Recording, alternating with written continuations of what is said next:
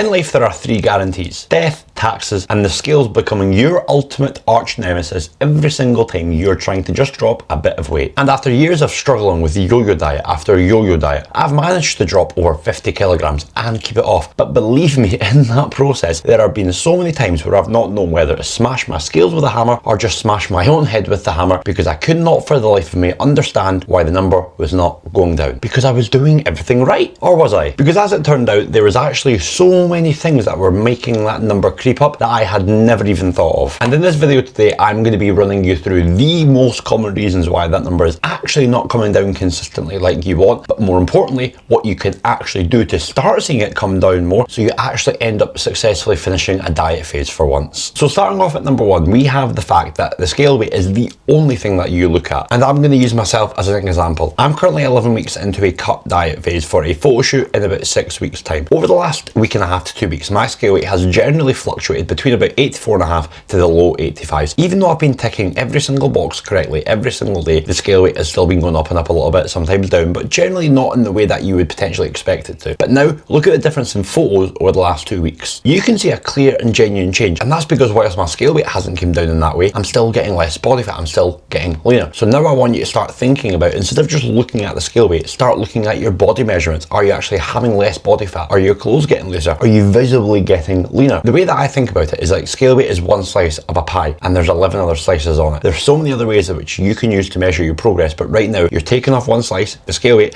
and you're just binning the rest of the slices. Start using the whole pie. You'll get a much more clear idea of how your body fat, how your body is changing. Into the second one, and this is the thing that's going to stop you from spiraling every single time you see that number not go down, and that is the scale weight checklist. I know how frustrating it is to step on that scale in the morning and the number is either at the same, or it's not came down, or it's maybe actually spiked up even though you've done everything, and you get annoyed and you get pissed off and you think, what's the point? I've ruined my progress. What's the point in keep going? Well, imagine if I was stood there next to you and I could go, do you know that your scale weight actually went down because of that? It would make you feel so much better. And you can do that if you have the mental scale weight checklist. Did you eat your last meal later? Potentially it's not digested. Did you have more carbohydrates? Did you have more water? For every 1 gram of carb, your body will hold 3 to 4 grams of water. So extra carbs could just mean more water in your body. If you're a female, what time of your menstrual cycle are you at? Are you near your period? Have you moved since your last meal? Have you maybe just had your dinner, sat on your arse, went to bed, got up, not moved, which has not helped the process of digestion? So it's simply the fact that your dinner from last night is still in your body. Next up at number 3 is perfect if you're somebody who always gets to a certain point. You're always able to drop a certain amount of weight, a certain amount of body fat, but then you get stuck, and no matter what, you can't seem to get below that scale weight number. And this is where I got stuck at in my yo-yo dieting days. See, I would always be able to drop a few kilograms. I'd actually be able to drop quite a few kilograms, but there was always a certain point that I would get to.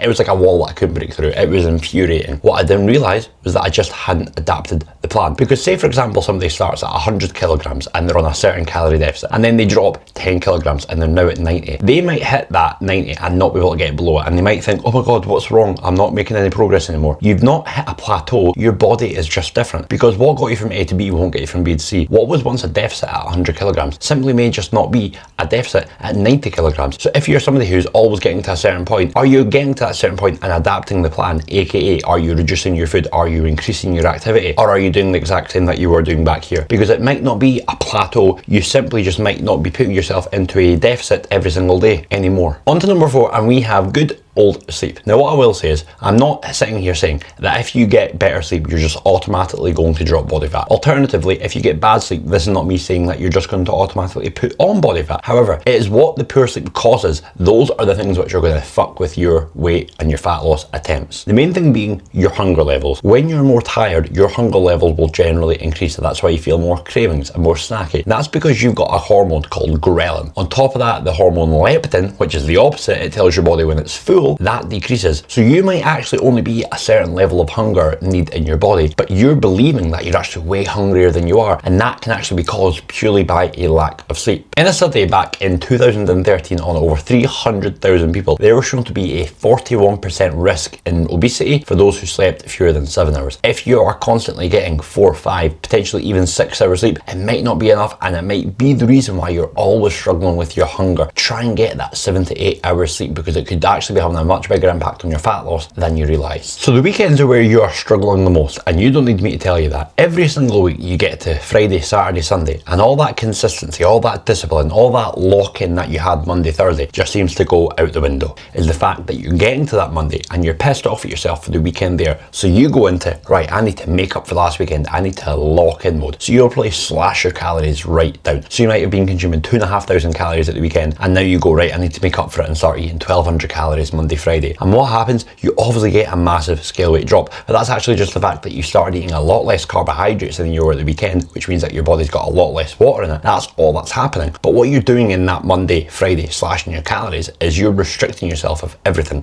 and you're thinking about those foods that you're restricting. Oh my God, I wish I could just have that. I wish I could just have that. And then you almost cage yourself in, and then at the weekend you just open that door a little bit and you just fly out of there and you start having all those things. That's what's happening. So what I need you to start doing, I'm not trying to say have balance and no restriction, but stop over restricting yourself and putting yourself into this mad, crazy low calorie box Monday, Thursday, because it is only going to end one way. This is not a case of you're disciplined and lock-in. This is a case of your structure and planning going into the Monday, Friday is ruining your Saturday, Sunday. Okay, so finishing off at number 6 is the fact that you need to start looking at your scale weight week to week and not day to day. And this is something that I'm massive on with my one-to-one clients, because your scale weight is going to fluctuate day to day in a diet phase, in a deficit, and it's really easy to sit there and get pissed off at it. What I need you to start looking at is your week to week, because what you don't realize that you're doing is you're seeing that day to day, the little Monday to Tuesday, oh, it's spiked up, or Monday to Wednesday, it's not came down, and then you get pissed off, and then you stop doing the things that you know that you should be doing. So what you're not realizing is that over the week, you are probably still dropping weight and dropping body fat, but you never see that because you never get to the full week, because you're so focused on the day today. You're always still going to have the odd day where it fluctuates. Week to week, it will still come down. If your scale weight is not coming down week to week, then that tells me that one of the other factors that we've spoken about over the course of this video, you're not in a deficit anymore. The weekends, whatever it may be, your sleep, they are what's causing it. But in the grand scheme of things, stop looking at it day to day, start looking at it week to week, and stop getting caught up in the how's it went from Monday to Tuesday to Wednesday to Thursday. Start looking at it, how's it went from Sunday to Sunday. Okay, that's better than last week. Great, we're making progress. I want to make this video because I know that in my personal journey from going from a guy at 135 kilograms to a guy that's now a coach, I know how big an impact the scale weight can have on not only your confidence, but just generally how you're seeing your progress being made. I know what it's like to feel like you're not making any of that progress because the number is not coming down in the way that you want. I hope that this video has brought you a ton of help. And if you are somebody right now in that diet phase, you are in that deficit, remember everything that I've spoken about in this video today. And if I can give you one piece of advice to take away from this video above all else, calm it the fuck down with your I need to be perfect mindset. Because right now you're going into the Monday, Thursday with that I need to be a 15 out of 10 because I was a 2 out of 10 at the weekend. And then because you're holding yourself to such mad standards Monday, Thursday, you're then doing that 2 out of 10 at the weekend. That's why your scale weight is not coming down in the way that you want, because you are not having 7 days of consistency. Focus on being a 7 to 8 out of 10 every single day, and the level of progress that you will make will go through the fucking roof. If you have not already, please do give the channel a little subscribe. I hope that you have a fantastic rest of your day, and I'll see you in the next video.